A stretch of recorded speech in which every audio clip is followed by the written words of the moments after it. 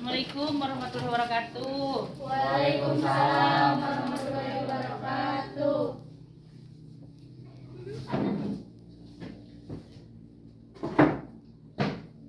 Assalamualaikum warahmatullahi wabarakatuh. Waalaikumsalam warahmatullahi wabarakatuh. Selamat pagi anak-anakku sekalian. Pagi. Bagaimana kabarnya hari ini, sehat? Alhamdulillah. Subhanallah, alhamdulillah ya. Sampai hari ini kita masih diberi kesehatan. Baik, sebelum kita memulai pembelajaran seperti biasanya, alangkah lebih baiknya jika kita berdoa terlebih dahulu. Semoga kegiatan pembelajaran hari ini diberikan kelancaran dan keberkahan oleh Allah Subhanahu wa taala. Amin. Yuk siap gerak sebelum belajar, mari kita berdoa. Berdoa di dalam hati, mulai.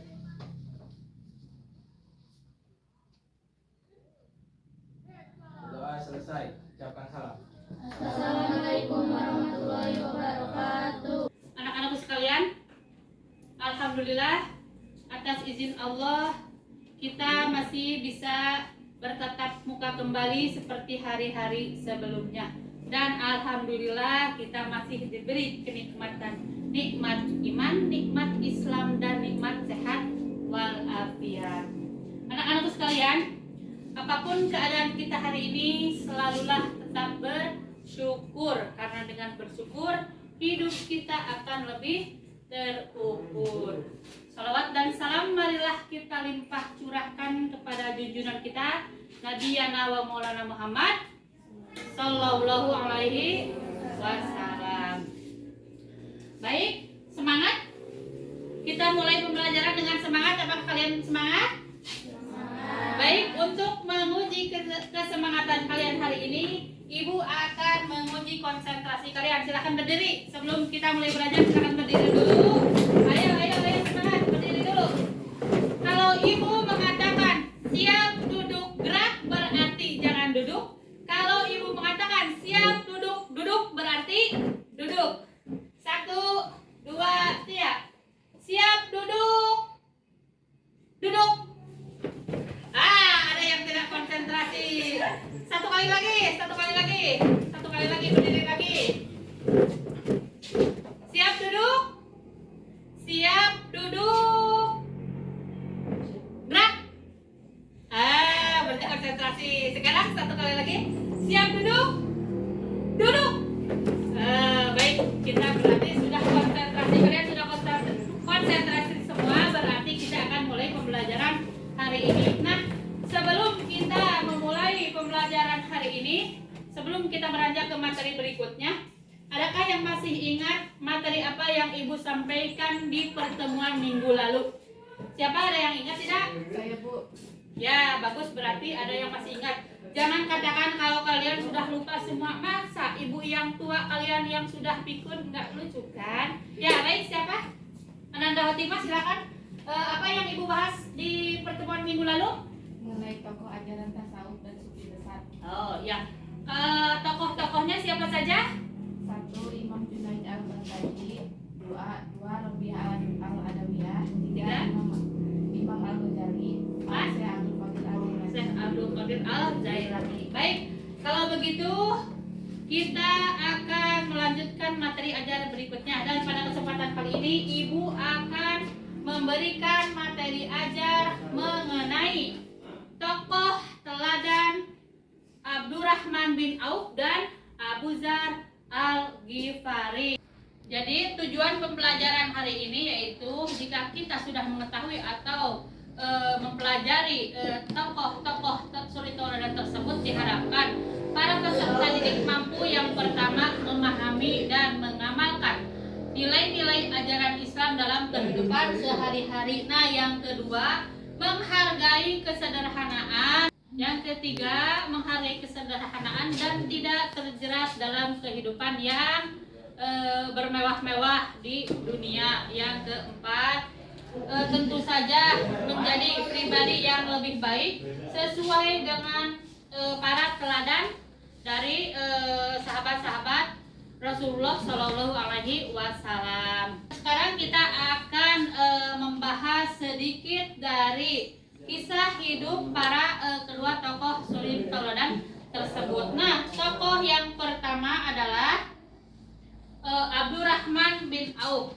Nah, siapakah sosok Abdurrahman bin Auf itu? Abdurrahman bin Auf merupakan salah satu sahabat besar Rasulullah SAW yang termasuk ke dalam 10 sahabat yang dijanjikan masuk surga. Nah, selama beliau masuk Islam dan beliau wafat di usianya yang ke-75 tahun, beliau menjadi suri tauladan penting bagi kaum muslimin. Karena apa? Karena selain beliau memiliki sifat yang sederhana, dermawan, beliau juga memiliki sifat yang rendah hati. Nah, ada juga teladan yang patut kita contoh dari seorang Abdurrahman bin Auf itu, yaitu beliau itu suka gemar tolong menolong, lalu seorang yang dinamis, lalu beliau itu seseorang yang zuhud. Zuhud itu apa? Zuhud itu adalah orang yang tidak gila akan kehidupan duniawi. Nah, adapun beberapa keutamaan. Yang pertama, beliau adalah merupakan salah satu sahabat yang masuk Islamnya itu lebih awal. Beliau merupakan orang sahabat Rasul yang ke-8 masuk Islam, dan beliau mengucapkan 2 kalimat syahadat itu setelah Abu Bakar As-Siddiq. Nah, yang kedua, beliau juga yang membiayai atau menyantuni para pejuang perang Badar. Nah, alangkah lebih baiknya jika dalam kehidupan sehari-hari kita bisa mengamalkan atau meneladani sifat-sifat dari kedua tokoh suri tauladan tersebut. Nah, seorang Abdurrahman bin Auf tadi kan memiliki sifat yang paling menonjol, yaitu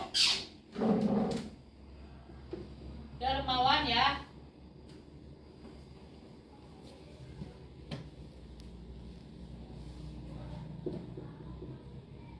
Yang pertama, dermawan.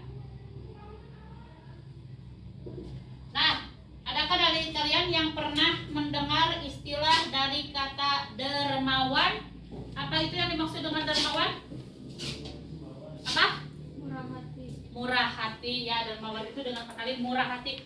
Baik, dermawan adalah merupakan sikap atau perilaku yang menggambarkan seseorang yang suka membagikan atau memberikan, baik itu berupa harta, waktu maupun kemampuan mereka kepada orang lain tanpa mengharapkan imbalan. Itu yang disebut dengan dermawan. Nah, Bu, apa saja sih contoh-contoh orang-orang yang memiliki sifat atau perilaku dari dermawan itu? Nah, kita sering menjumpai di kehidupan sehari-hari. Kita sering melihat orang yang suka memberikan infak dan sedekah. Pernah lihat? Nah, ada juga yang suka memberikan sumbangan, baik itu untuk kegiatan sosial, pembangunan masjid, pembangunan sekolah, rumah sakit, ataupun pondok pesantren. Ada juga untuk sumbangan orang-orang yang terdampak dari bencana alam. Pernah lihat mengumpulkan donasi-donasi untuk para korban bencana alam. Nah, ada juga orang yang suka berbagi dengan masalah pengetahuan, contohnya berbagi ilmu pengetahuan kepada orang lain yang belum tahu. Ada juga yang memberikan saran tentang masalah pelajaran, misalkan. Ada juga yang orang yang suka berbagi dalam masalah waktu, apa itu ya, seperti tadi mengerjakan pekerjaan yang bersifat positif, atau pekerjaan di kantor, atau pekerjaan rumah lainnya. Lalu ada juga orang yang suka berbagi dalam hal kasih sayang dengan cara menunjukkan rasa empati ataupun perhatian kepada orang lain. Contohnya, jika kita ada saudara ataupun tetangga yang sakit, kita menjenguknya. Ada saudara yang sakit, kita menjenguknya, juga mendoakannya. Ada juga tetangga yang meninggal dunia, kita datang untuk bertakziah ke rumahnya. Bukan hanya datang dan menjenguk saja, tetapi kita juga mendoakan untuk kebaikan mereka. Nah, baik, dermawan kita miliki. Karena apa? Karena dapat berdampak positif bagi diri sendiri dan orang lain. Nah, sifat yang wajib diteladani yang berikutnya dari seorang Abdurrahman bin Auf, yaitu beliau memiliki sifat yang rendah hati. Apa itu rendah hati? Rendah hati itu orang yang tidak sombong atau tidak angkuh. Orang yang tidak sombong dan tidak angkuh merasa bahwa dirinya itu tidak lebih penting dari orang lain atau merasa dirinya tidak lebih baik dari orang lain. Nah, dengan kata lain, orang yang memiliki sifat rendah hati itu biasanya orang yang mengakui akan kekurangan dirinya sendiri, tidak pernah malu untuk meminta bantuan kepada orang lain atau untuk belajar dari orang lain. Nah, apa saja Bu contoh-contoh orang-orang yang memiliki sifat rendah hati? Di antaranya, yang pertama, orang yang memiliki sifat rendah hati biasanya selalu mengucapkan terima kasih kepada orang lain. Nah, bukan hanya kata terima kasih saja yang harus kita praktekkan dalam kehidupan sehari-hari, itu kita harus membiasakan dengan 3 kata, yaitu yang pertama, kata maaf, tolong, dan terima kasih. Biasakan ya itu dalam kehidupan sehari-hari jika kita mau meminta bantuan kepada orang lain. Nah, yang kedua, orang yang biasanya memiliki sifat rendah hati itu orang tersebut mengakui akan kesalahan dirinya sendiri. Nah, jika kita melakukan kesalahan baik itu kepada diri sendiri ataupun kepada orang lain, alangkah lebih baiknya yang pertama kita mengakui bahwa kita salah, yang kedua meminta maaf, dan yang ketiga berjanji untuk tidak mengulanginya lagi. Nah, itu ciri-ciri orang yang memiliki sifat rendah hati. Nah, yang berikutnya biasanya orang yang memiliki sifat rendah hati itu yang terakhir, yaitu beliau terbuka akan kritik dan saran dari orang lain. Nah, anak-anakku sekalian, sehebat apapun kita, setinggi apapun ilmu yang kita miliki, alangkah lebih baiknya jika kita selalu menerima saran dan kritik dari orang lain. Karena apa? Karena pada hakikatnya bahwa manusia itu tidak ada yang sempurna, tidak ada manusia yang sempurna di dunia ini, dan manusia juga merupakan makhluk sosial. Apa itu makhluk sosial? Di mana kita akan saling membutuhkan antara satu dengan yang lainnya. Sampai di sini paham anak-anakku sekalian? Paham tidak? Paham. Nah, yang kedua adalah, yang kedua itu rendah hati ya. Rendah hati.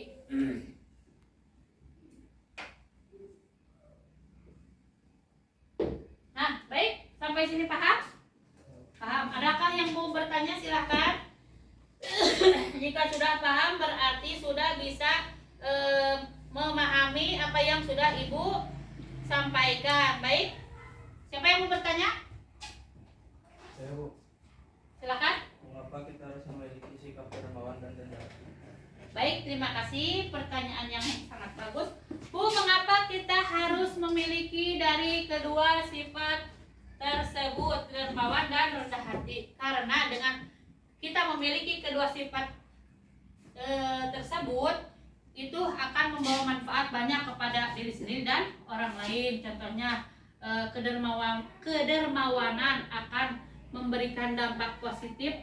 Kita menjadi lebih pandai bersyukur, meningkatkan rasa syukur.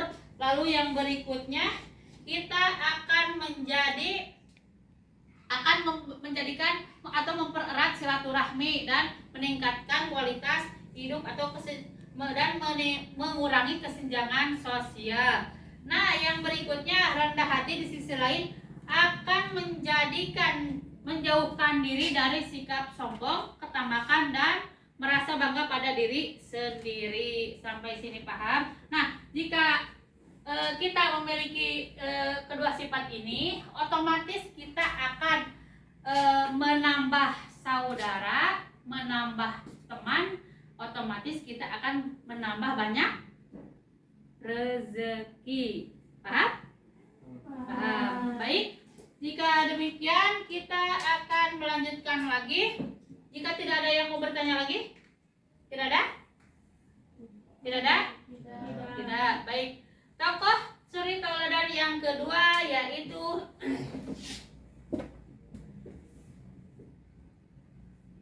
Abu Dzar Al-Ghifari.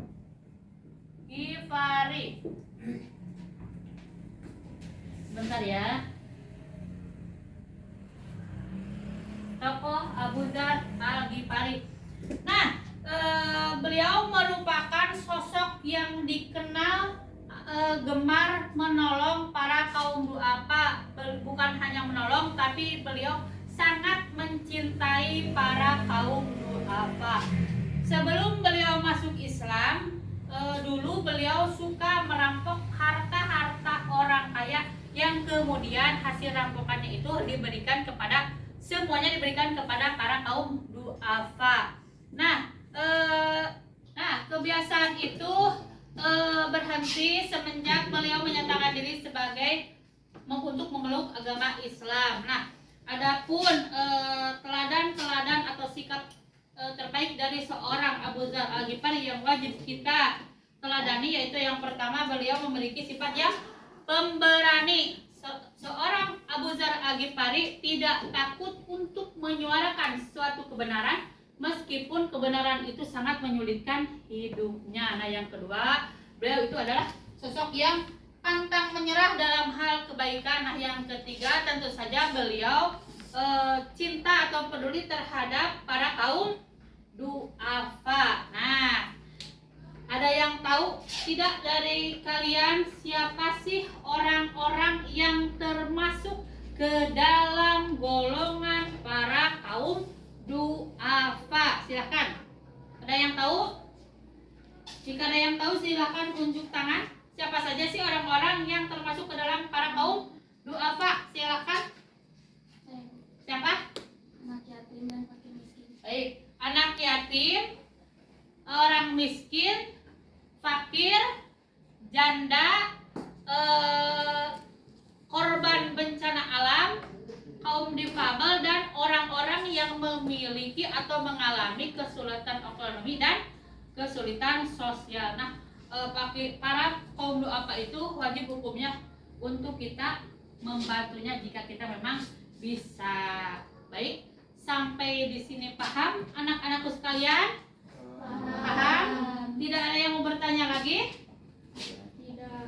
Kalau tidak ada yang mau bertanya, berarti kalian sudah paham dan materi yang Ibu sampaikan sudah bisa dicerna dengan baik oleh kalian. Kalau begitu, Ibu sekarang akan membagikan LKPD kita untuk berdiskusi. Ibu akan membagikan Ibu akan membentuk dua kelompok ya, kelompok putra dan kelompok putri. Pertanyaannya sudah ada di dalam. Silakan untuk putra, ini untuk putri silahkan berdiskusi. Di diskusi mumpung putra sama putri dipisah. Tulis pertanyaannya ya. Jelas ya? Soalnya yaitu bagaimana cara kita meneladani sifat kedermawanan dari kedua tokoh ini, yaitu Abu Dzar Al-Ghifari dan Abdurrahman bin Auf dalam kehidupan sehari-hari. Contohnya apa saja? Contoh sikap teladan, misalkan tadi dari ini kan dermawan. Yang pertama dermawan, yang kedua rendah hati. Nah, dari Abu Dzar Al-Ghifari itu tadi yang pertama itu adalah beliau memiliki sifat yang pemberani. Yang kedua pantang menyerah.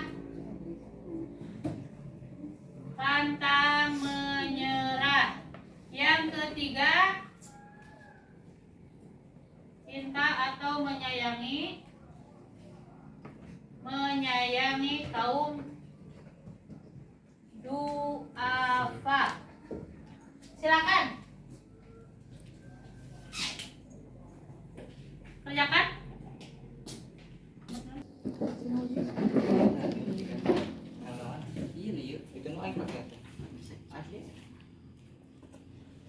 Mana?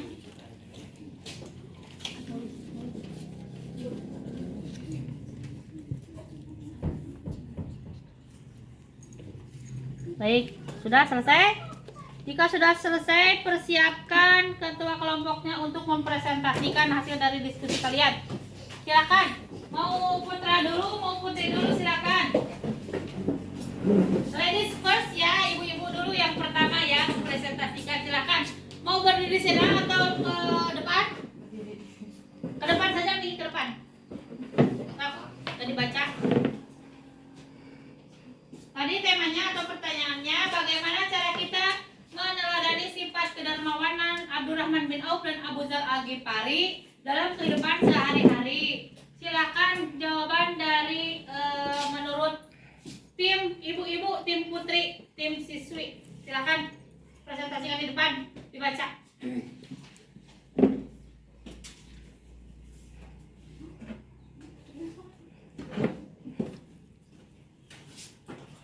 Jangan tegang. Sana. Menurut kelompok putri, apa jawabannya? Menghindari gaya hidup yang mewah, lebih mendahulukan kebutuhan pokok dibanding keinginan. Menghindari gaya hidup yang mewah, lalu Lebih mendahulukan kebutuhan pokok dibanding keinginan. baik, silakan beri tepuk tangan. Tim putri silakan duduk kembali. Lalu tim putra silakan maju ke depan. Maju ke depan. Depan.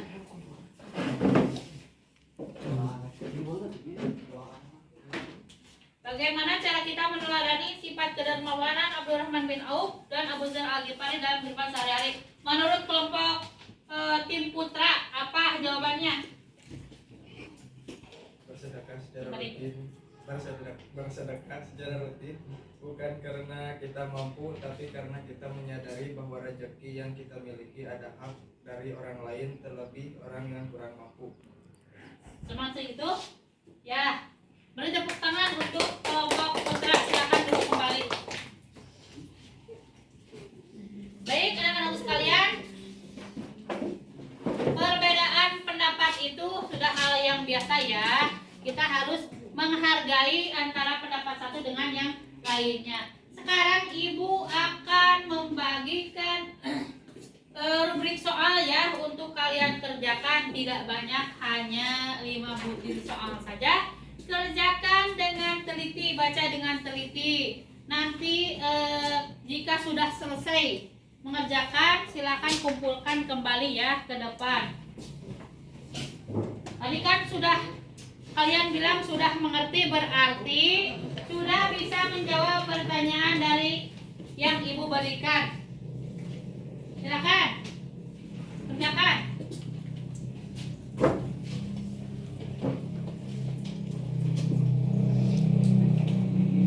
Ada kesulitan tidak? Bisa mengerti kan? Nah, silakan kumpulkan kembali. Kumpulkan kembali. Lembar kerjanya dikumpulkan kembali ke depan. Silakan.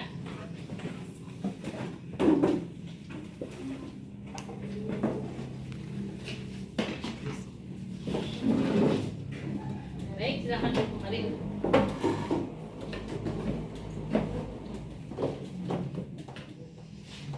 Baik, anak-anak sekalian, Islam merupakan agama yang menjunjung tinggi akan nilai-nilai sosial. Nah, untuk itu sebagai umat Islam kita wajib memiliki nilai-nilai sosial tersebut. Nah, Nabi Muhammad SAW dan para sahabatnya merupakan rujukan penting dalam hal menata kehidupan sosial tersebut. Nah, yang tadi di antara sahabat Nabi yang paling memiliki jiwa sosial yang tinggi dan tercatat dalam sejarah yaitu Abdurrahman bin Auf dan Abu Dzar Al-Ghifari. Baik, anak-anakku sekalian, semoga setelah kita mengetahui dan mempelajari dari kisah tokoh kedua suri tauladan tersebut, kalian bisa menerapkannya atau mengamalkannya dalam kehidupan sehari-hari, baik itu dalam sikap maupun perilaku. Mengerti? Mengerti. Baiklah anak-anakku sekalian, berdoalah kepada Allah agar kita menjadi orang yang ahli bersedekah, bukan menjadi orang yang kaya. Karena apa? Karena orang yang kaya belum tentu gemar bersedekah. Nah, memberi itu karena kita bisa, bukan karena kita mampu. Karena orang yang mampu belum tentu bisa. Jadilah pribadi yang saat memberi tanpa mengingat dan menerima tanpa melupakan, yang artinya jika kita memberikan kebaikan kepada orang lain, janganlah kita mengingat kebaikan kita tersebut, tetapi sebaliknya jika kita menerima kebaikan dari orang lain, wajib hukumnya untuk kita selalu mengingat kebaikan tersebut. Alangkah lebih baiknya lagi jika kita memang mampu untuk membalas kebaikan tersebut, maka balaslah kebaikan orang itu meskipun dengan cara yang berbeda. Jikapun kita tidak bisa membalas orang tersebut, maka balaslah kebaikan orang tersebut dengan doa. Nah, diriwayatkan dalam sebuah hadis bahwasanya salah satu resep agar kita berumur panjang yaitu dengan bersedekah. Sedekahnya orang mukmin itu dapat menambah umurnya dan dapat mencegah dari kematian yang su'ul khotimah, dan Allah pula akan menghindarkan darinya sifat sombong, ketamakan, dan bangga akan diri sendiri. Dari hadis riwayat At-Tabrani. Baik, anak-anakku sekalian, untuk pertemuan kali ini dicukupkan sekian. Jika ada lebihnya itu semata dari Allah Subhanahu wa taala, dan jika ada kekurangannya itu murni dari kehilapan ibu, mohon dimaafkan. Dan semoga apa yang kita kerjakan hari ini mendapatkan keridhaan dan keberkahan dari Allah Subhanahu wa taala. Amin ya Allah ya rabbal alamin. Wallahu a'lam bishawab. Usikum wa nafsi bitaqwallah wa aqu minkum. Wassalamualaikum warahmatullahi